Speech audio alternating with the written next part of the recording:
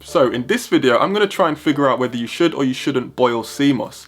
A lot of people have told me since my last videos that you shouldn't boil sea moss. Some people have said that you should boil sea moss. So I'm going to try and figure out which one is the way to go and if there's any real difference between the two. So stay tuned to find out how I got on.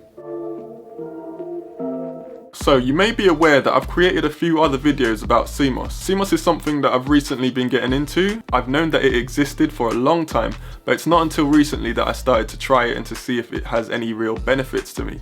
So it's something that is quite new to me, but I do feel an effect from it. So I've been slowly integrating it into my diet. Now, since making those videos quite recently, a lot of my friends who've seen the videos, they've given me a few pointers as to where I maybe went wrong in the preparation of the sea moss, and they've said that I should maybe try other different things to tweak it a bit and get it right the next time.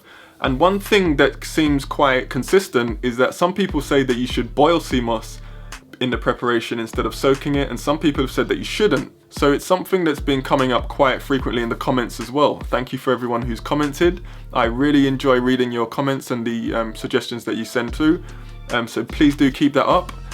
So yeah, a lot of people in the comments have been saying that you shouldn't boil sea moss because it strips the sea moss of its nutrients and the minerals that are in there. And just like with vegetables, if you boil a vegetable for too long, you're gonna boil out all of the nutrients. So I thought to myself, the only way for me to figure out if there's any real difference to this is to actually try two different versions. So what I did was I went out and I bought some sea moss. I bought about maybe 150 grams of the stuff.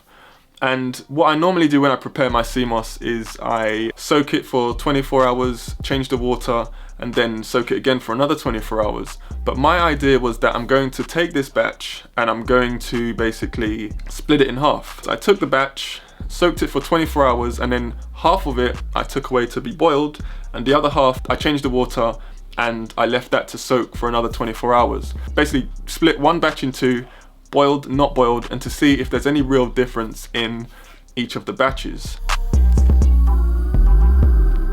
The recommendation I received was that once it gets to a boil, you boil it for 30 to 40 minutes, and then you let it cool, and then you blend it, and then you put it into your mason jar to be refrigerated. So that's the process that I followed. Now, the things that I'll note that I noticed along the way is that boiling it actually does change the sort of texture of the sea moss quite a bit compared to soaking it. I noticed that boiling it turns it a lot more mushy, and I did actually feel concerned that, like I said, with the nutrients being swept away.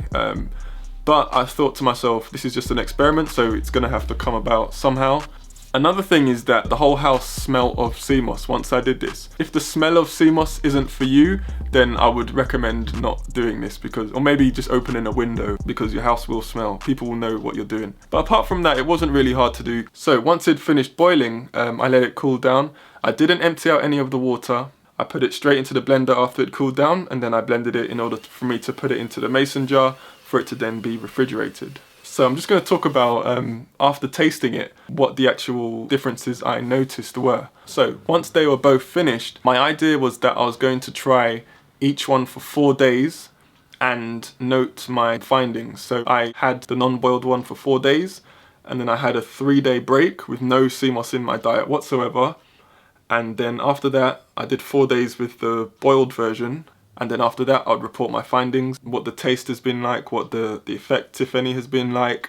And I will say that the non-boiled one, it was the normal thing. Like, I felt the energy when you wake up in the morning. You feel like you don't really need that extra snooze button hit. When you wake up in the morning, you feel bouncy, you feel full of energy. And I love that. That's the reason why I've been using the stuff. It's great. Nothing really different. That's just how I normally have been using it. But when I tried the boiled version now, it felt more potent, if that makes sense. It had a stronger smell. It had a slightly darker color once it had been refrigerated.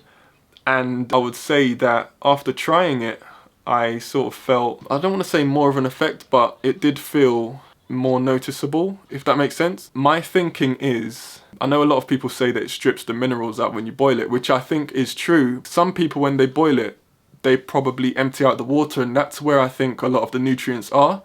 And that's probably why there's this massive difference between should you boil or shouldn't you.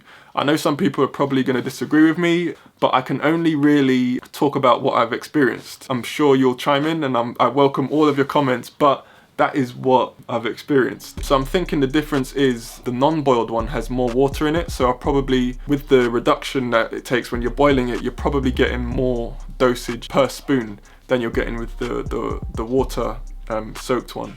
What I did when I was preparing it is, as it was boiling, there was like a film on top. So what I did as I went along, I sort of got rid of that film because I assumed it was maybe dirt. And I just emptied that out. That's all I really did. I welcome your opinions and I welcome your suggestions as to how I can improve my experience with the alkaline diet. A problem that I've seen is that a lot of people are buying sea moss from sources that may not be the best sources, and maybe the product isn't as good as it's been advertised. I don't want you guys to see a video of someone talking positively about sea moss and for you to then go out and buy sea moss from someone who's possibly not prepared it in a good way, or you've bought something that may be a bit dodgy and you've had a bad experience with it, so that then you therefore have a negative feeling about the whole thing. So I want everybody to have an opportunity to have a good experience with it. Since making my last videos, a lot of people have commented and have shared their stories, which has been like amazing to read. I wanted to figure out a way to sort of create a community where people can share their stories and share useful diet tips. So what I've done is I've created a Facebook group, and I'd like you all to join it and share your experiences with the wider community.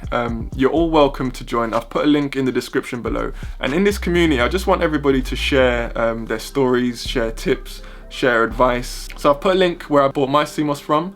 You can use that link if you want, but you can also join the community as well if you want to share ideas and share preparation tips as well for sea moss.